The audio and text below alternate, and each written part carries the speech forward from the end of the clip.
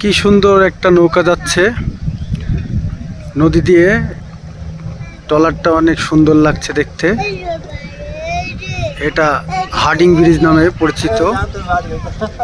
কত সুন্দর সুদর্শন একটি সুন্দর মনোরম গোধূলি আকাশ, বিচিত্রময়।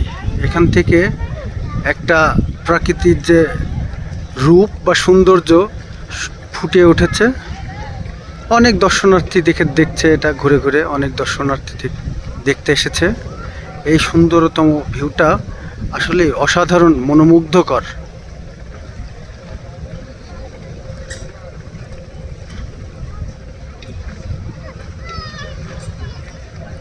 খুবই সুন্দর লাগছে এখান থেকে দেখতে।